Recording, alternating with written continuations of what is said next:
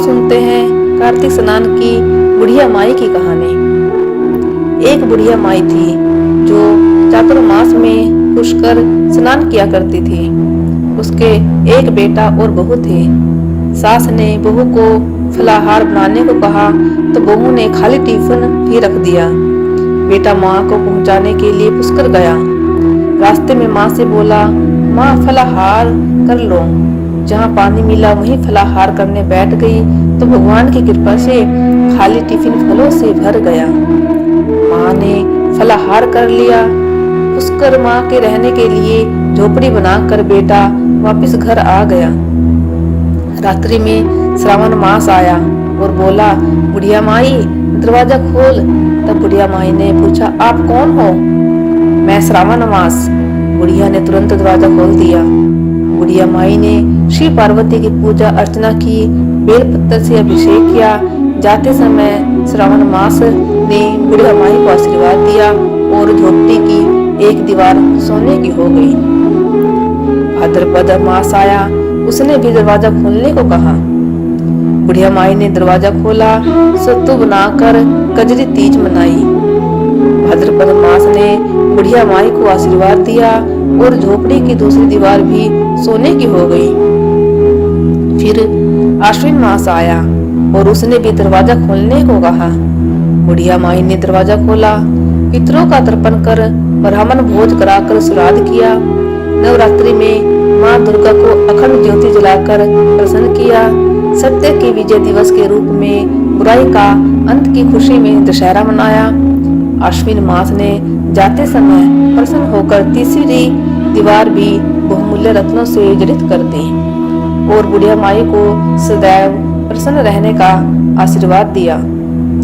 इन सब के बाद कार्तिक मास आया, उसने भी दरवाजा खोलने को कहा। बुढ़िया माई ने दरवाजा खोला, अति प्रसन्न मन से कार्तिक स्नान किया, दीप दान कर दिवाली, गोवर्धन पूजा, भैया दूज, गोपाष्टमी, आंवला नवमी मनाई। कार्तिक मास ने जाते समय आशीर्वाद दिया और झोपड़ी के स्थान पर महल बन गया। बुढ़िया माई गरीबों की सेवा कर भजन कीर्तन में अपना समय व्यतीत करने लगी। बेटा अपनी माँ को लेने आया तो माँ और झोपड़ी को पहचान न सका तो पड़ोसियों से पूछा। उन्होंने बताया तो बेटा माँ के चरणों में गिरकर बोला, माँ घर चलो। सारे सामान के साथ घर ले आया।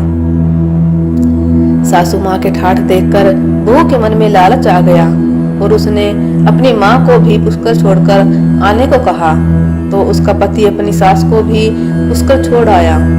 परंतु बहू की माँ की धर्म कर्म में बिल्कुल रुचि नहीं थी।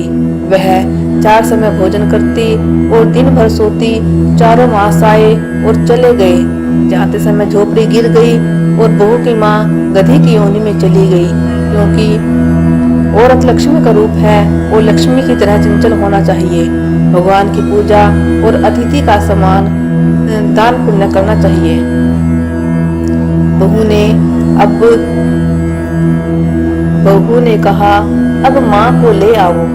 जब जमाई सास को लेने गया तो कहीं न मिली। लोगों से पूछने पर लोगों ने बताया कि तेरी सास धर्म कर्म कुछ न करती थी, खाती थी और सोती थी, जिससे वह गधी योनि में चली गई। जमाई गधी योनि सास को बांधकर घर ले आया। उसकी जमाई सास को जो गधी योनि में थी बांधकर घर ले आया। उसकी पत्नी ने पूछा, मेरी माँ कहाँ है? तब पति ने कहा, तेरे लालच की वजह से तेरी माँ गधी योनि में आ गई। बड़े बड़े विद्वानों, ब्राह्मण, ऋषि मुनियों से पूछने पर उन्होंने बताया कि तेरी सास के स्नान किए पानी से स्नान करने पर उसे मनुष्य योनि मिलेगी। तब बहू ने ऐसा ही किया और उसकी माँ पुनः मनुष्य योनि में आ गई। हे राधा दामोदर, भगवान जैसा बुढ़िया माई को दिया वैसा सबको देना। कथा सुनने वाले, कहने वाले और हुंकारा भरने वाले सबको देना।